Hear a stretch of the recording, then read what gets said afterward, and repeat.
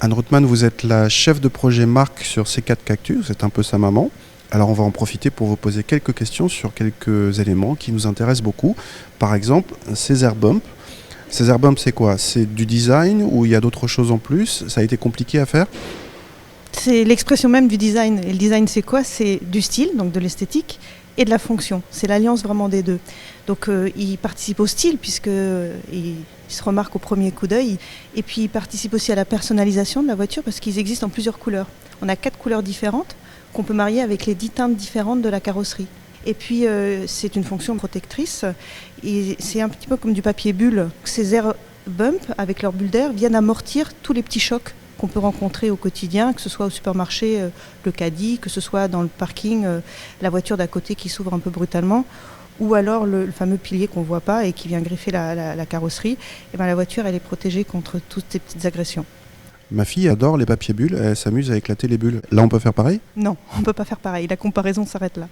À l'intérieur, il y a plein de particularités. On va commencer par une qui nous intrigue un petit peu. C'est cette boîte à gants qui est placée sur le dessus et non pas comme d'habitude dessous.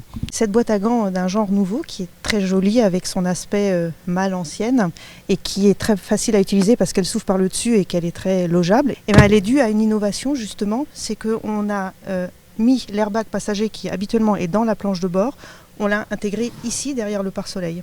Et du coup, en cas d'accident, c'est un airbag qui vient se déployer le long du pare-brise devant la planche de bord et devant l'écran, donc qui protège complètement le passager.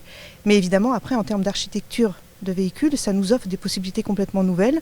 Ça nous a permis de faire cette planche qui est très fine, un peu comme une console, et puis de développer ce grand rangement d'un genre nouveau. Une autre particularité, le toit vitré n'a pas de vélum d'occultation. Pourquoi? Donc le toit vitré, c'est un toit qui est hautement technologique, qui est fait d'un verre multicouche, qui laisse passer la lumière, c'est ça le but d'un toit vitré, mais qui bloque complètement la chaleur et le froid l'hiver, et qui en plus est traité anti-UV. Et du coup, on a pu se passer d'un occulteur, ce qui est un gain de masse pour les versions avec le toit vitré, mais c'est aussi un gain de masse pour toutes les versions, parce que sinon il faut tenir compte de la place de l'occulteur et donc surélever un petit peu la voiture. Et une couche de voiture, c'est une couche de masse en plus. Vous avez gagné combien avec l'absence de vélum?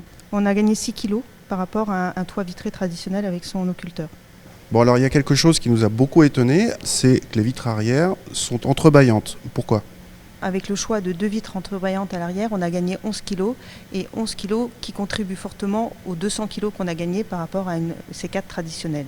Mais il n'y a pas que ça. Donc ce sont des vitres qui s'entrebâillent, certes, mais qui s'ouvrent. Hein. Donc si on veut de l'air, on en a.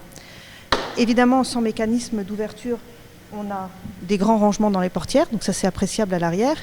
Et puis, dernier avantage et non des moindres, c'est le gain en termes de style, parce que cette grande vitre sans montant vertical qui aurait été nécessaire pour des vitres descendantes, ça contribue au style lisse de cette voiture et à cette custode flottante à l'arrière.